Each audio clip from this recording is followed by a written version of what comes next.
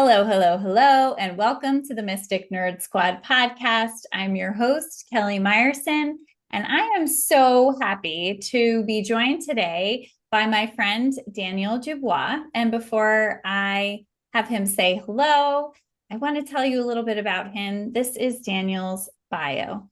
Daniel Dubois is a spirit cultivated channeler and teacher who helps people build solid connections with the spiritual world by giving them a strong foundation of self awareness and a sense of the spiritual forces around them. And he's the okayest brother if you read his mug, which I love. So, Daniel, thank you so much for joining me. Well, thank you for having me on. I'm very excited to be here. I originally met you and was immediately like, oh my gosh, you have to come on my podcast. You're exactly the kind of person that I love to speak with. So, could you start off and just tell us a little bit about your spiritual journey from whatever point it feels good to talk about? Right. Well, I'll start off with this. I will say the first time I remember having an experience, I was either two or three. It's a long time ago, right? So it's hard to actually 50 years ago. So, and it's actually, I remember my birthday. People were, and I remember from the moment when people were gathering together to sing happy birthday. And I just had this overwhelming feel like of everyone's basically their minds, their thoughts kind of crushing in on me. And so that's but like I said, you can look at that and say, well, you were a little kid, a lot of people. So my next really big event, I was six. And I Hmm. had frame per frame dream that told me frame per frame what happened the next day in a very small period of time. What made this dream stand out was that in the dream, I was told, pay attention to the details, pay attention. And it was snowing because it was winter. So look at the pattern of the snow. And I was playing with my sister. So I was like, look at what your sister's doing. Listen to what she's talking about. Look at what's going on in your environment.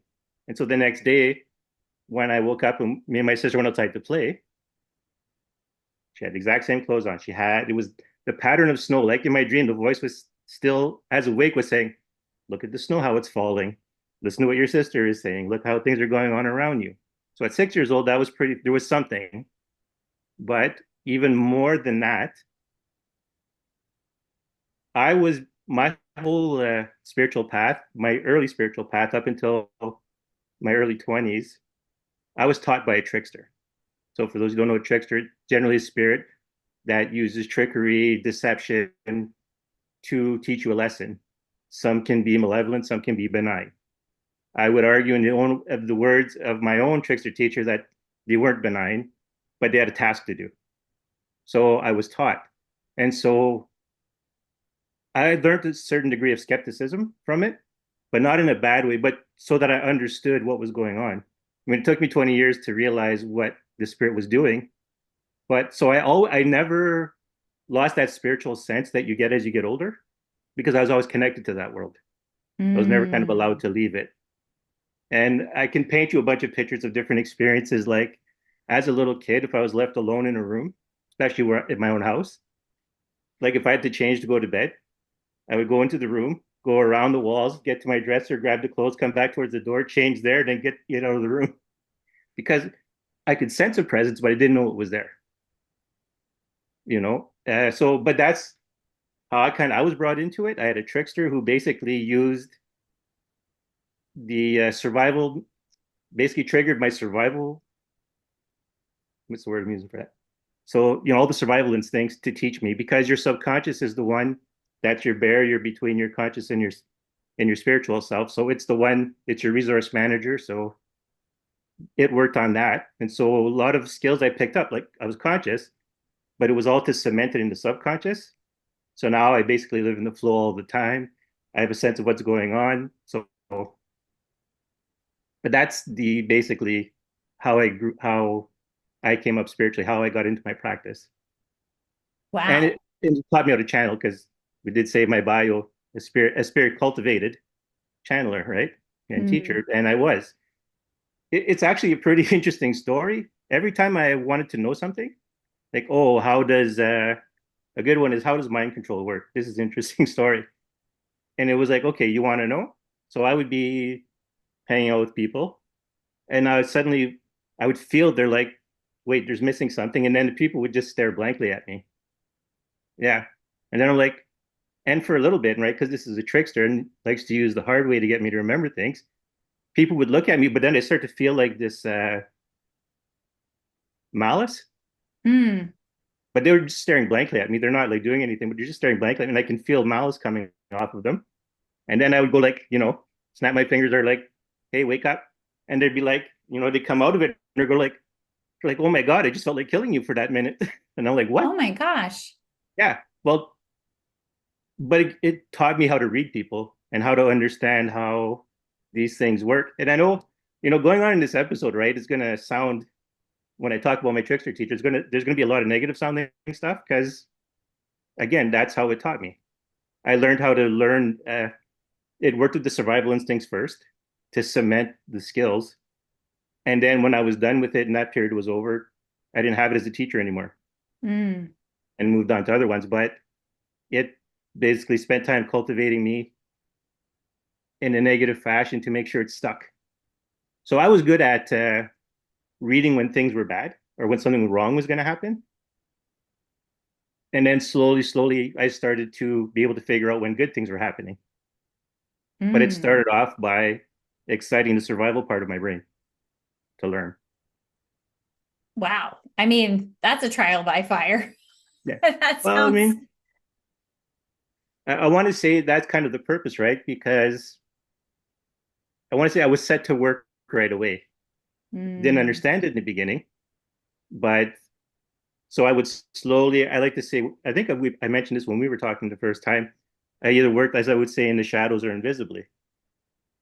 While it was, so I would know what to do and I would know things, but I wouldn't necessarily understand why yet. But as I got through it, that's how I got trained basically, was on the job, and with a strict taskmaster.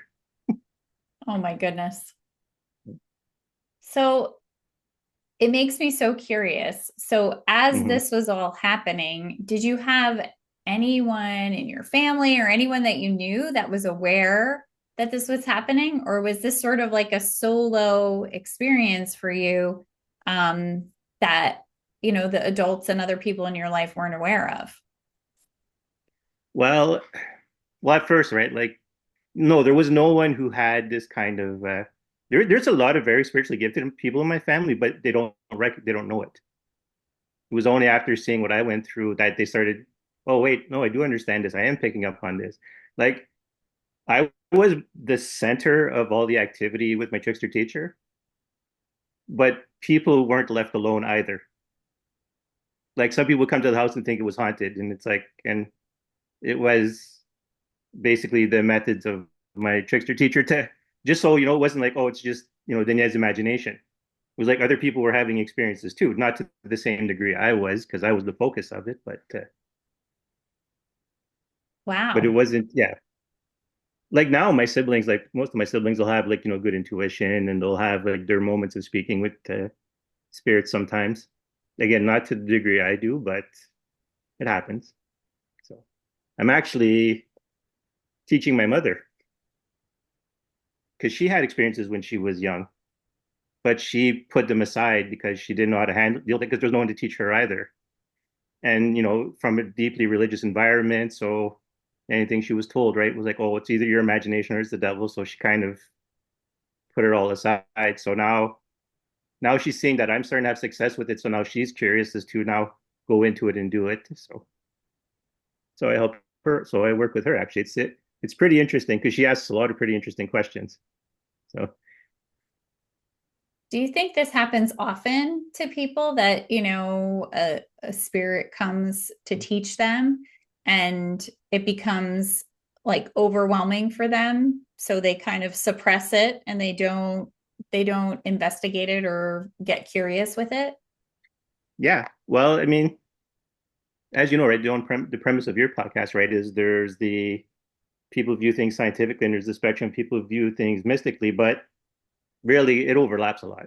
Like I had a career in tech and I did the sciences all the way through school and I read books on psychology because I was trying to figure myself out what was going on. And I had a love for understanding the world, right?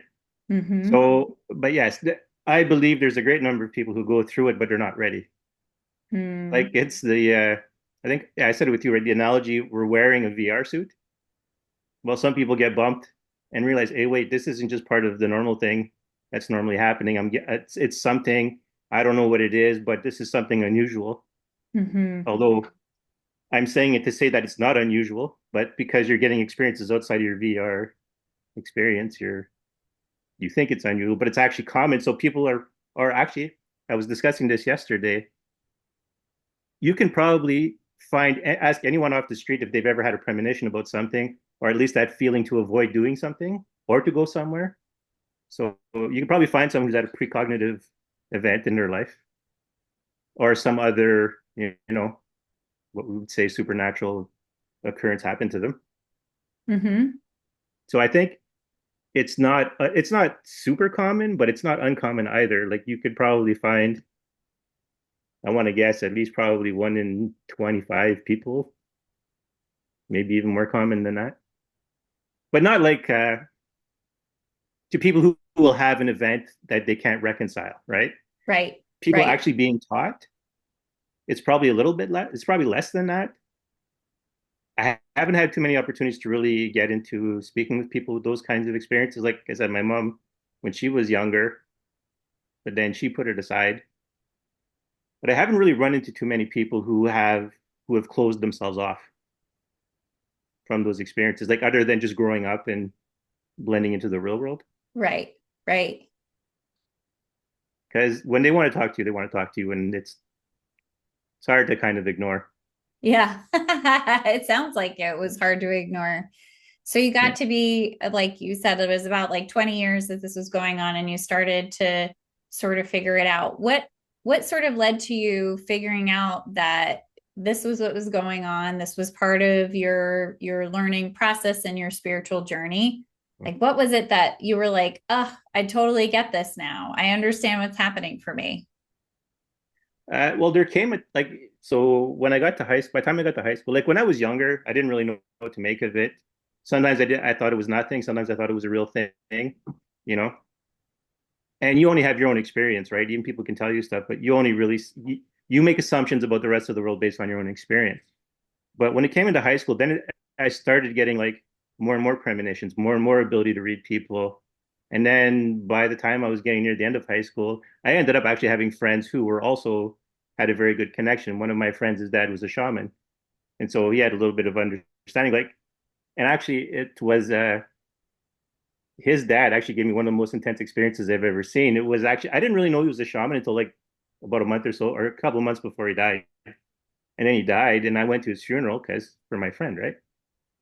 And at this point, I was really starting to get a sense of the flow of things, like how energy flowed and stuff like that. So I thought, well, what does it feel like when a shaman is dead? Like, how does that work?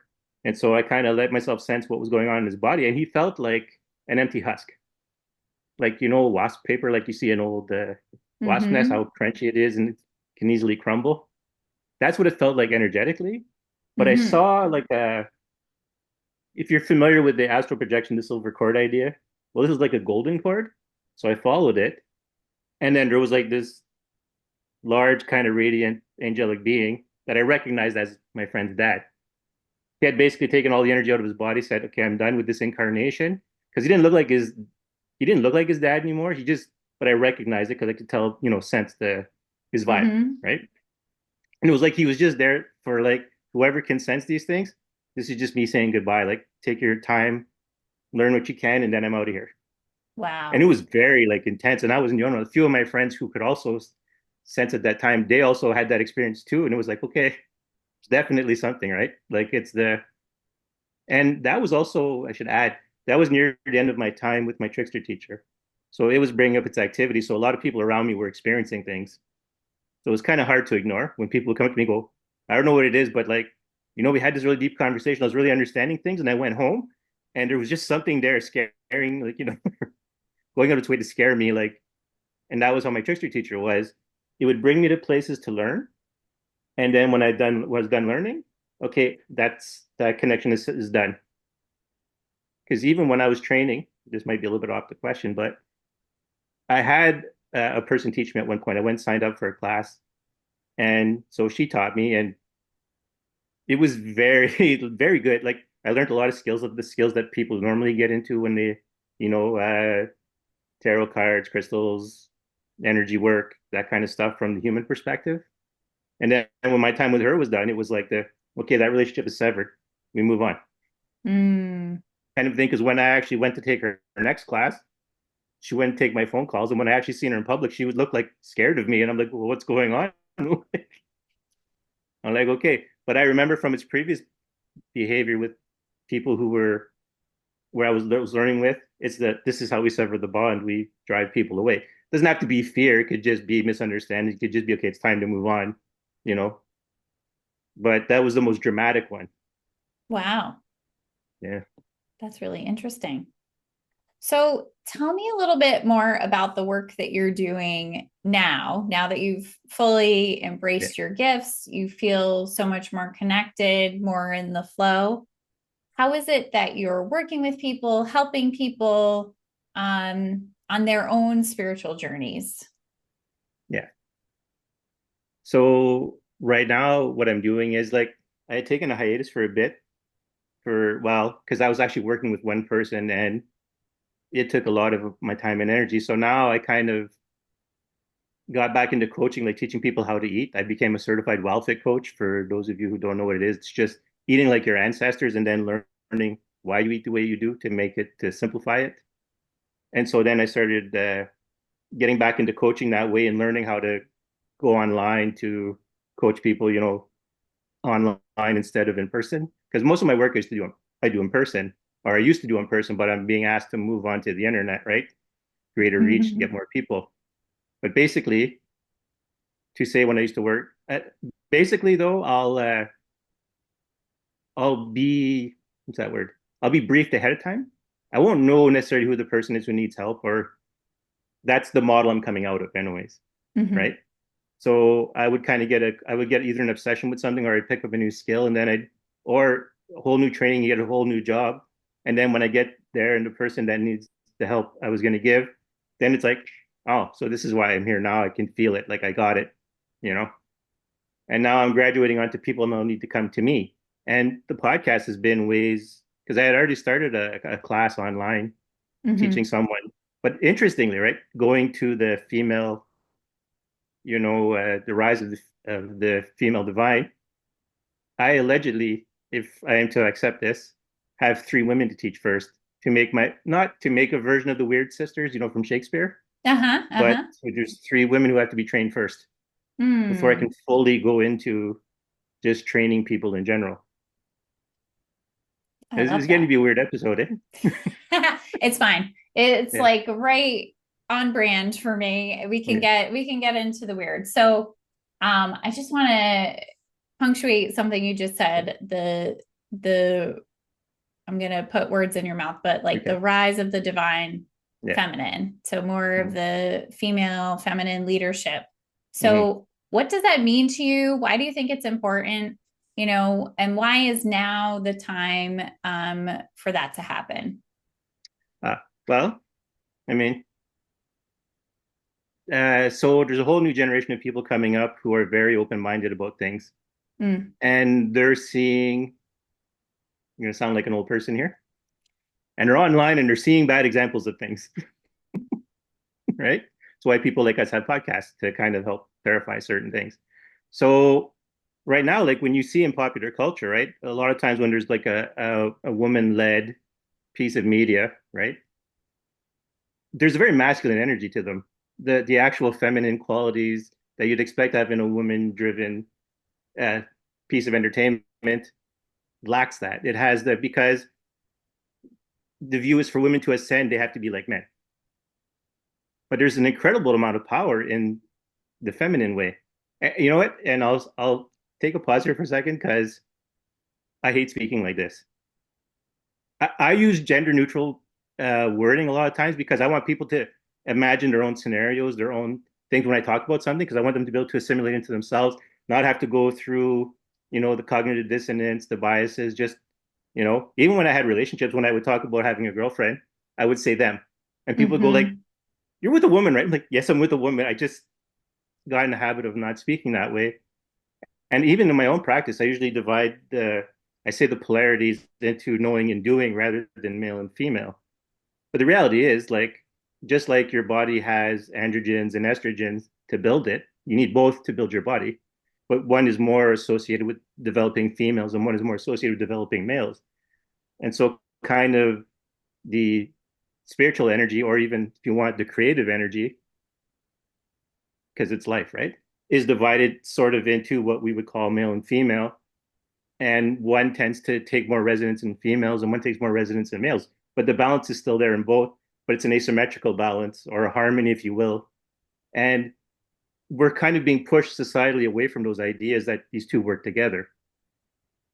And so as the feminine is rising, a lot of people are being deterred into going into being more masculine and ignoring either the power of the feminine, or you can be feminine, you don't need the masculine, but they're Mm-hmm. harmonious. Because this actually goes back to when I work with men, it's generally here, do this, and they go, okay, I'll do it.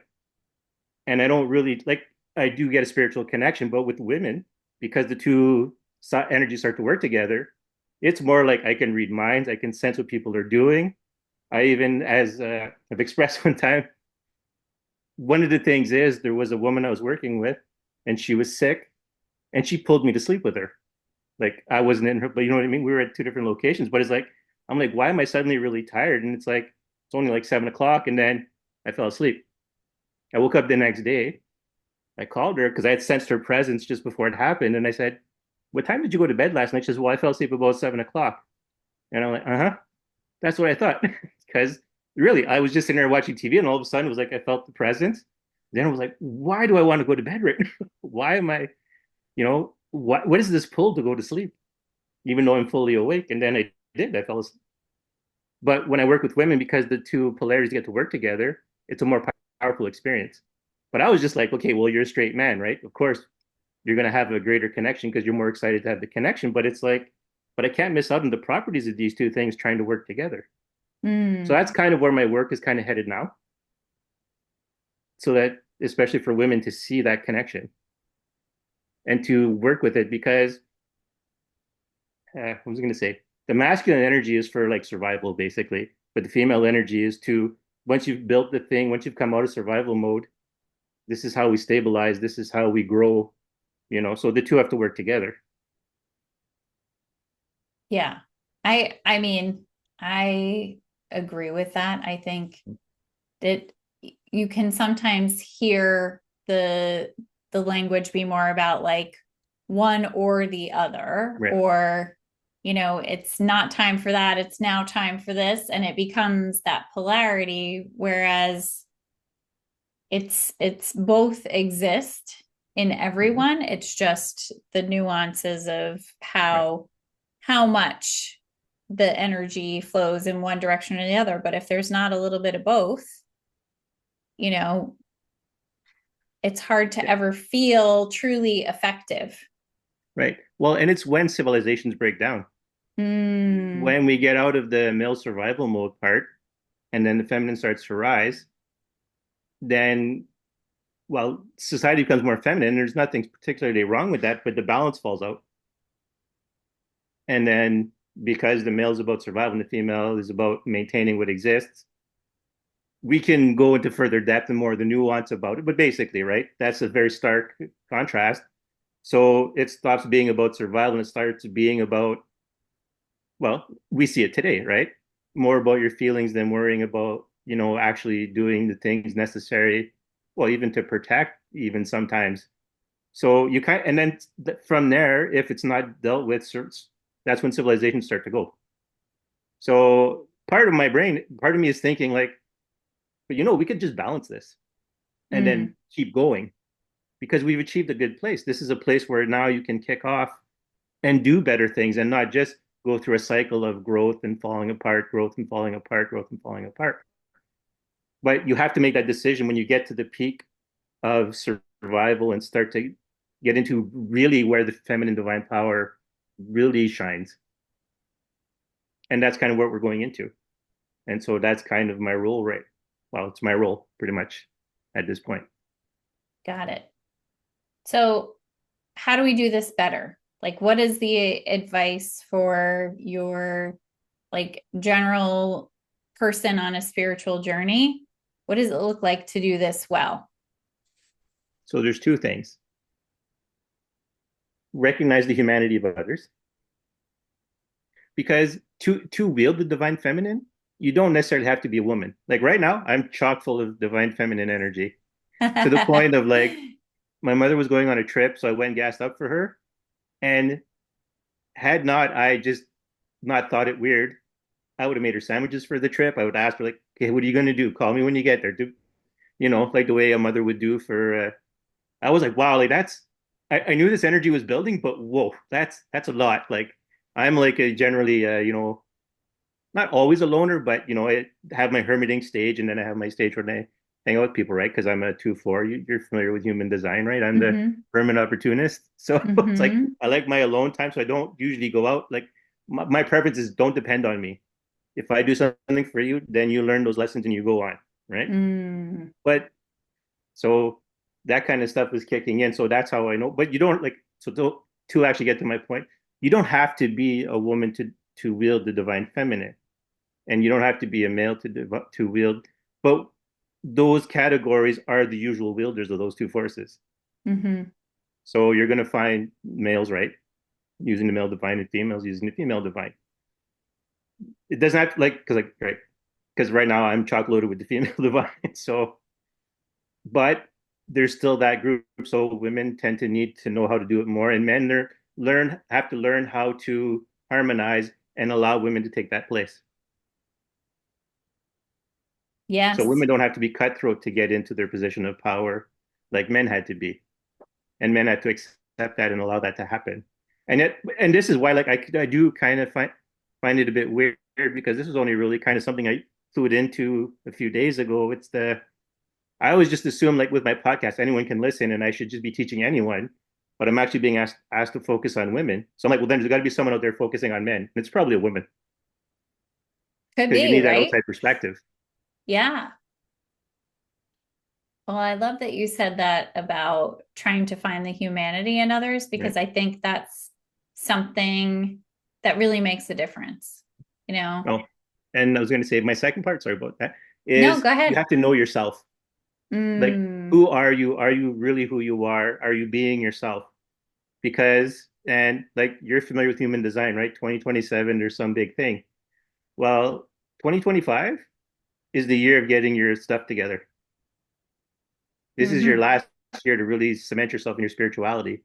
But not everyone is spiritual, right? So my thing is that goes like this: be yourself.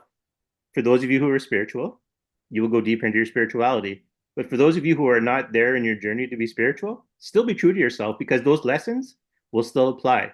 When things start to go haywire, you know who you are, so you know what you need. So you can focus your energy on being who you are and getting what you and you might be the right person at the right place at the right time because you're following who you are. Even if you don't get the sensing the flow or getting the premonitions, you're still because by virtue of being you, you get into the right place. So for everybody, regardless of where they are, be yourself. That's the other component to it. So it's the see the humanity in others and be yourself. Be truly yourself. Hmm. Those are some great pieces of advice. I love that so much. I think for so many of us who maybe didn't feel safe or comfortable Mm-hmm. to be who you truly are, or even just sat under so much conditioning from Right. who you feel like you're supposed to be and what you're supposed to do to finally get to the point in your life. Obviously, I'm speaking about myself. Get to the point in your life where you say, this is who I am. And it's so much easier to just take a deep breath and be like, I'm just going to be who I Yeah. am. And that's it. And it's almost sometimes the hardest and easiest thing to do because you just be, but it's all of that conditioning, I think, Yeah. that makes it challenging because people expect you to be something different. Right.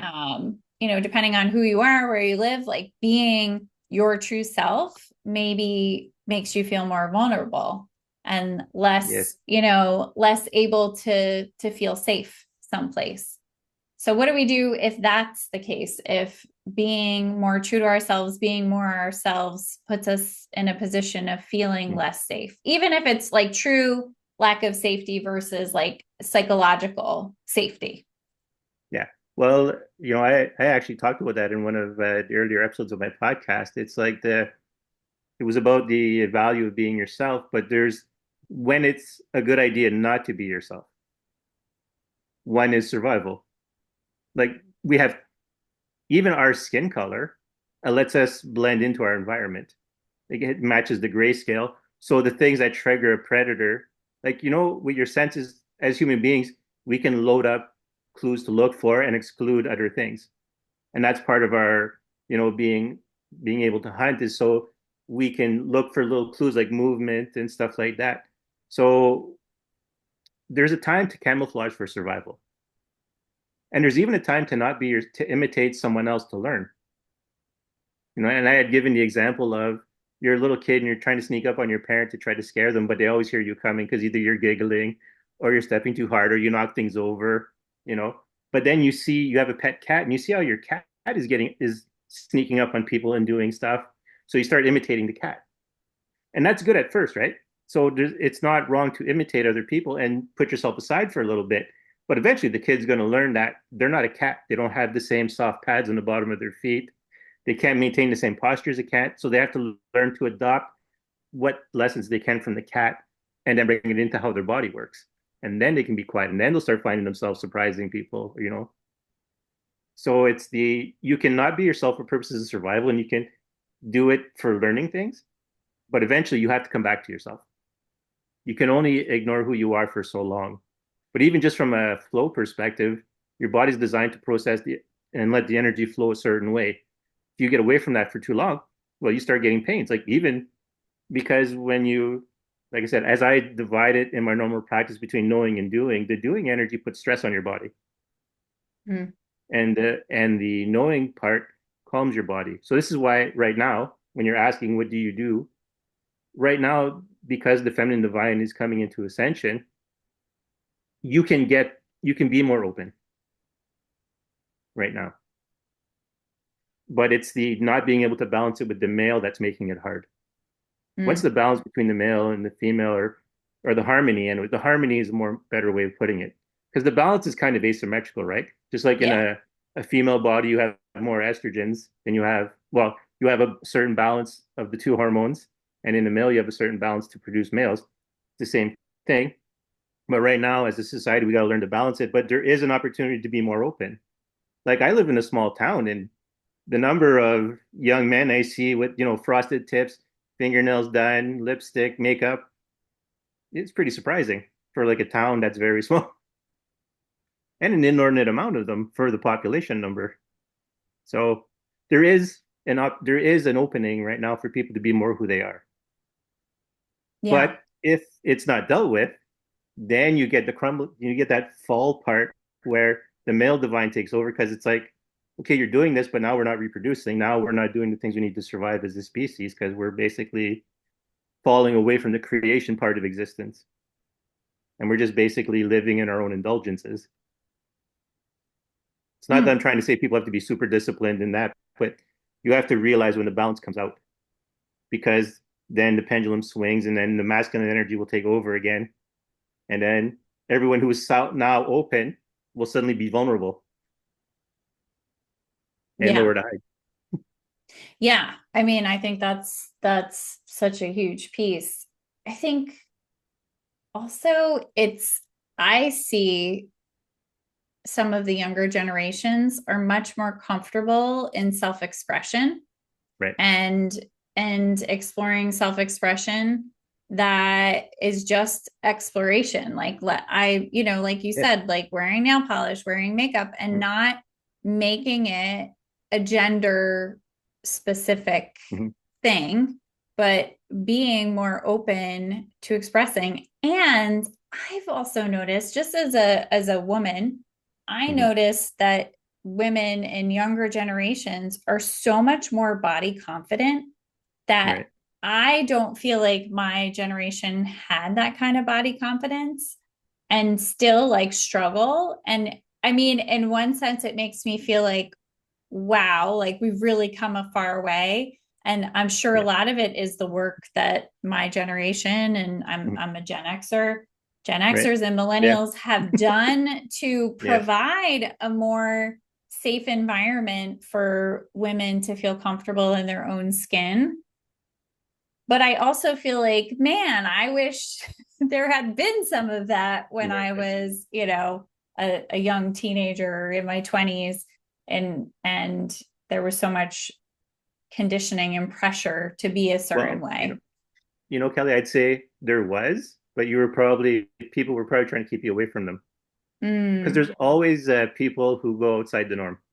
mm-hmm, Like I, people kind of don't believe me when I say I kind of grew up in a matriarchy, even though, I do live in Canada and, the laws are fairly, well, not as much anymore, but the women, especially on my mother's side, but even on my dad's side too, were always like take charge. They didn't, you know, it when together, they would laugh at the idea if someone said, well, my husband told me to do this and I had to go do it. And they'd be like, what? Why would you do that? That doesn't matter what he said. Just go do what you want to do. Like they've all had jobs, even when, in the time when women weren't supposed to, good women didn't have jobs. They had jobs. They had their own mm, money. They made decisions for their family. They didn't, you know, mm. they didn't worry about being, if it wasn't good for polite society, they did what they wanted. So I kind of grew up with women being like that. So like when I think of strong women, I just think of women who like, I'm gonna, I know what I need. I know what I want to do. I know what I have to do. I'm doing that. So I didn't, so I didn't kind of get. I found it odd to see other when I kind of went out into the greater world right away from my family to see women complaining about not having power. I'm like, I come from a place where women pretty much just took the power they wanted. They didn't worry about having it handed to them. Mm. So it was weird for me to go out into the outside world and see women having all these complaints, and I'm like, what are you talking about? I was raised with women who do this. Don't tell me it's not it's something that happens. I love that. I love that. I think that probably shapes you Yeah. in some way and creates an openness that may not have been there otherwise. Hmm. Yeah, well, that's true. Like that's why I say again, spirit cultivated, right? Because a lot of things in my life were basically ideal for me to learn these lessons. Sometimes, if they were forced in a certain way, but basically, even just the way I grew up, it was like those examples were shown to me. So I learned kind of, I know what greater society is saying, but in my personal life, I'm seeing different example of what's happening. So I'm going to take with a grain of salt what greater society tells me. Mm-hmm. And then when you learn greater society sometimes manipulates things in their favor of whoever's in power at the time. So then it's kind of like, yeah, okay, greater society, I don't really care anymore. I'm just going to do Yeah. what I have to do and then Yeah. see how that works out. But Yeah. yeah, so right now there's a great demand for that kind of harmonizing the male and female. But right now, basically the wielders of the female divine energy have to kind of learn to wield that power. When you don't have power for a long time, you forget how to use it. And you get people who do weird things. Like that's where you run into people being tyrannical when they get their new power, instead of knowing how to share and how to not be afraid of losing it because you Mm. trust in the power you have. So there's like that kind of stuff happening.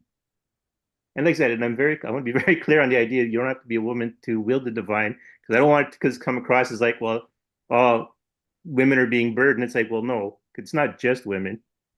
Just to be clear on that, it is mostly women because it is that part. It's the, the energy that matches the female makeup. So, or for the most part, does. Like I said, my whole trying to not gender words and not gender, it comes up in my vocabulary, even though I'm like, it's like, listen, this is what you have to do. So now you have to adjust yourself to this kind of a thing. But I'll get there. Yeah. I mean, we're all just learning and trying to do our best. So I think, Yeah. your initial point of looking for the humanity in Mhm. everyone trying to be kind, understanding, and, do the right thing is always good. Yeah. Always, Actually, you know even if we what? make mistakes. Yeah. You know, one of your guests had an interesting technique. When she had said she couldn't make her mind go blank when she was trying to meditate, so she would let her thoughts like kind of be like a child and sit with her. I thought, see, this is an advice you would get when the divine feminine gets to have a say. Instead of trying to Mm. beat your thoughts into submission, just let them sit Mm-hmm. with you. And I thought this is I actually forgot about it because but I thought, I'll mention it when we see each other. And then I forgot about it for a bit. But yeah, I'm kind of glad it came back to me because this is a good example of how you have to let in this day and age the divine feminine because we're so busy trying to you have to be disciplined, you have to do it this way, you have to do it that way, but you need that freedom and you need to have that tender side to even like make it worth it sometimes. Yeah, I agree. I think that is such a huge piece. And I think what comes to be a challenge for some people is not existing in the the ends of the spectrum, but somewhere comfortably Right. in the middle. So, for example, if you're running a business, you can't run a business without structure. Structure tends to Right. be more masculine in nature. Um, but if all it is structure and there's no creativity and fun Mm-hmm. and,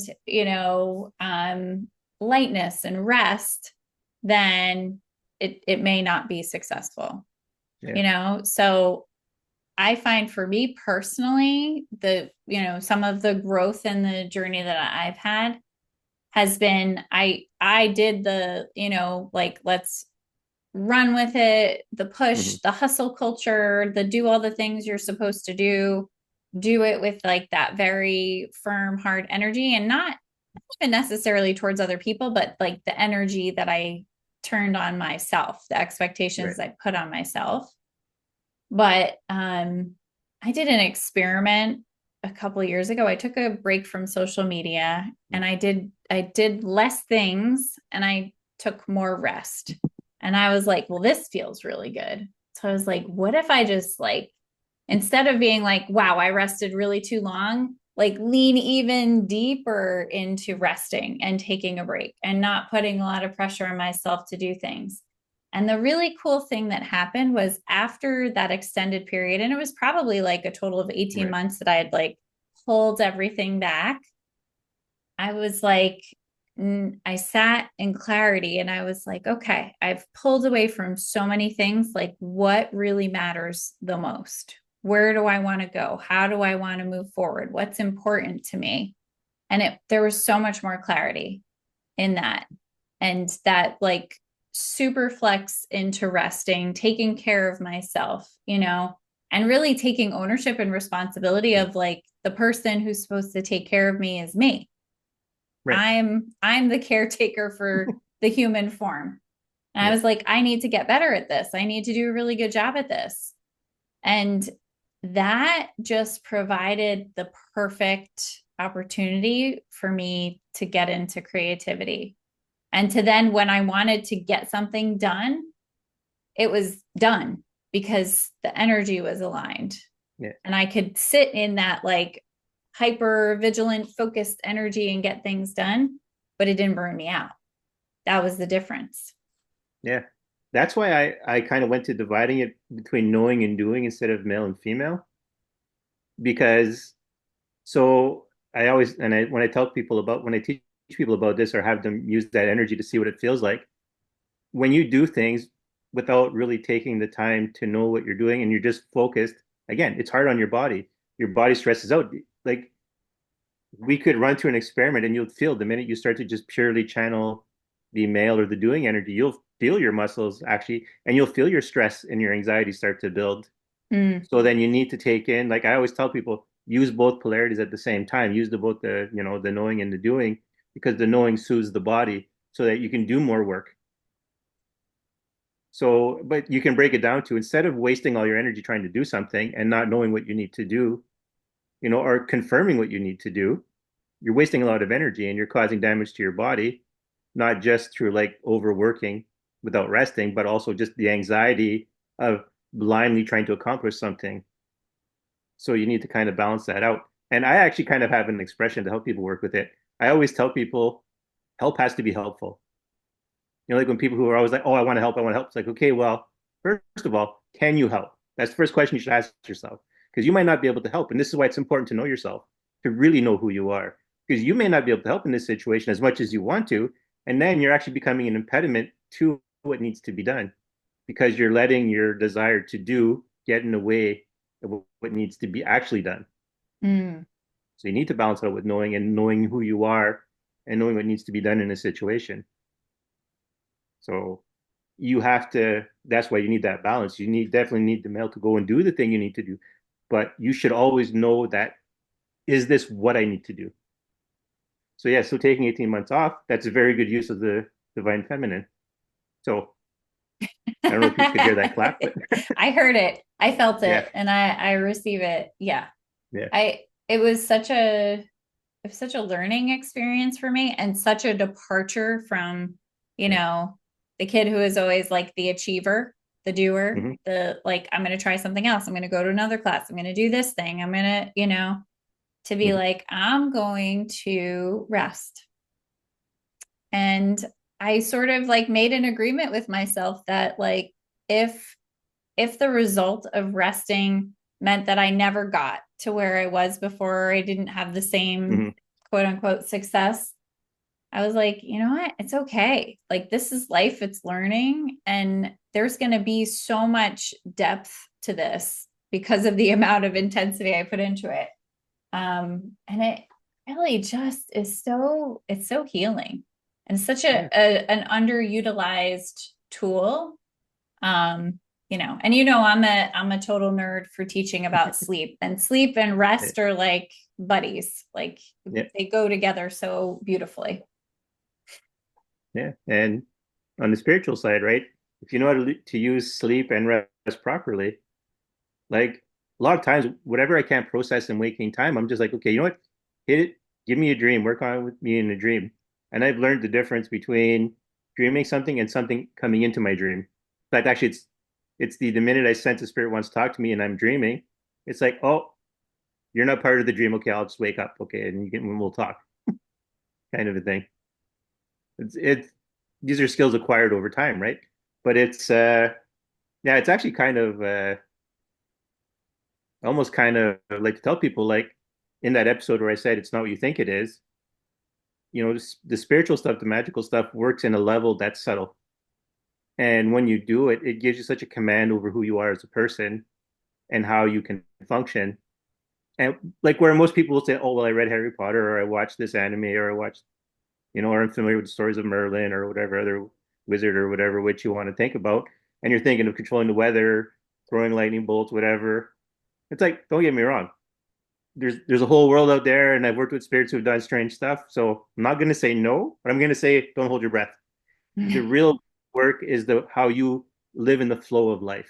It's not about Mm. doing these exceptional. It's not about doing these extraordinary outside things. It's about helping people working at together and getting people harmonized and making things flow and making yourself a better person. Really is that's the full part of the magic. That's the underlying thing of it. And yeah, you can do things like the first time I worked with crystals, I don't remember what the stone was, but I was able to read my teacher's mind the whole time, like with clarity. Like, Mm. but and I'll throw in. So when I first grabbed the crystal, the teacher was like, "Okay, just sit with the crystal for a bit, let it talk to you, let it do things." And I kind of went on this little journey into the inner world of the crystal. And then when it was time to just start doing other stuff, so I came back out of that inner world, and then I was able to read my teacher's mind. And even she was at the end, she was like, "Yeah, I know." She says, I can feel you reading me." Like, because I was always a step ahead of her. I was already starting to do what she was going to tell us to do before she said it because I was already there. So and this is an extraordinary thing, right? But it's, you know, uh, something that you can end up doing when you start getting into your proper flow. And what was I going to say? This is just more for this is a freebie on how to learn what goes on in the spirit world. So mind reading or telepathy, if you want to go with it. You get the impression from movies and stuff like that where people read people's minds. They can read the surface thoughts, but it's hard to go into the deeper ones. But it's the opposite. The deeper ones are easy because that's where all your energy is. So you're getting a Mm, better signal. It's the surface thoughts that are hard to read because there's nothing invested in them. So you have to have a really strong connection to be able to read a surface thought, but you don't need a strong connection to read someone's inner thoughts, unless they've got like a really good guard there going on. But because they're so focused on their inner thoughts and they're investing all their energy there, it's easy to pick up. So you can read someone's insecurities, you can read someone's secrets because they're advertising them because they're putting so much energy into them. hmm. So yeah, That is so that's just a little interesting. tidbit for people. Yeah, that's really interesting. It makes sense. Yeah, at first I didn't realize that at first either because when you work with spirits, it's different. They're always investing energy in what they're thinking, and you do pick up more. To borrow from an author, it reveals more than intended sometimes because you have your agenda and you're thinking about your agenda while you're having your conversation, so that leaks out, and you can understand kind of what the other person is trying to get across, or the spirit you're working with is trying to get across, because their intention is coming out with it, not Hmm. just the words that they're trying to use or the images they're trying to share with you. And yeah, I had something else there, but it went somewhere. That's okay. That I Yeah. find that happens and it'll come back. I love what you said about how, and as you were saying the word Yeah. magic, I was thinking magical, you Right. know, that when we think about, magic, that Mm-hmm. isn't it magical to really facilitate somebody's claiming of who they are and their Yes. personal and spiritual growth, as amazing as it would be to be able to fly or, make a Mm-hmm. lightning bolt, like really truly making a big difference in somebody's life is such a beautiful thing. And that is magic. Well, that's the thing, and like one of the reasons why I kind of said kind of like the lightning bolt and the weather stuff is because I have had experiences of working with weather phenomena, with working with spirits. Nothing huge, but like, just playing around, moving fog and mist around. Yeah, it's really, it was the mist was rolling in, and then I was working with someone else, and we're like, okay, let's see if we can push it back. And then it would roll back, and then we'd stop pushing, and then it would come back, and then push it again, and then it would go back, and then it would come back, and then we just kind of let it happen. So there is like a, and if you think about it, like I was raised Catholic, so what would happen is every time you wanted, there was like an event coming up, right? All of the older women would put their rosary beads on the door and say, okay, and do a prayer to, well, that's magic. Like I know people in religions don't really understand that a lot of times, or at least, the Abraham, well, no, I want to say Christianity very much has a kind of an interesting view on it, but magic is loaded into religion, you know prayers, rituals, ceremonies, they're all loaded with it, right? Because all you need for magic is an intention, the energy to do it, and for the most part, usually a willing spirit to help you. So, and those exist in all religions. Mm-hmm. So magic is You're, actually more prevalent than people think about. yeah, that's really a cool, mind twist to think Yeah. about things in a completely different way. That's pretty cool. I never And here, thought and about it that way. yeah, and I'll offer you this just so because people are going to hear this, and they're going to go, well, how come magic isn't happening all the time? Why aren't all these miraculous things? It's because so we're all spiritual beings in our little, human VR suit, experience suit, but we're still spiritual beings. So if nothing else, we do have what I like to term a spiritual immune system. So you still have protections, you still have the ability to interact spiritually, even though you're not consciously aware of it. So if I were to like, let's say you were very skeptical about reading minds, and you were like, well, they're not going to read my mind, and you know what, it doesn't happen. So you're shut off. So you've already put up barriers. I can't get into you because you've already shut off your flow. But you're skeptical and you don't understand that part because you don't know about the idea that you have a spiritual immune system. So you're going to say, see, you can't read my mind. It's not a thing. And then you just keep hacking on your skepticism because you don't realize it's a fundamental part of you to use this spiritual energy or this magic, if you will, Mm-hmm. and to interact, that we interact like that all the time. So because you lack that awareness and you're just looking at things on the surface. Well, yeah, you're right. Because from your experience and your observation, because you're not perceptive yet to that degree. So as far as you know, people can't read minds. Yeah. But that's why you get these experiences are usually stories from mother to child or deep, lovers or something like that, because it's the connection's open. You actually want to reach to each other and you want to hear each other. So Hmm. that's when it works best because most of the energy is because that's where energy is being invested. So yes, it happens, but it's also easily blocked because we have the ability to block it without realizing it. Yeah. Well, and I mean, that's a whole other conversation. The ways that Right. are the ways that we speak, the things that we think can Yes. have a direct impact on what we're capable of. Oh, absolutely. Create our And again, own right? ceiling. Yeah. And people don't realize how much energy they're investing especially when they're passionate about something they're talking about. Like there's a reason why some people have that hypnagogic effect. They have tons of this spiritual energy, so they're using that, and I want to say closing a circuit between them and the person listening to them. So the words are carrying their words, and you get the acoustic vibrations that has its own impact. But then it's also carrying the spiritual energy, which is locking you into the scenario.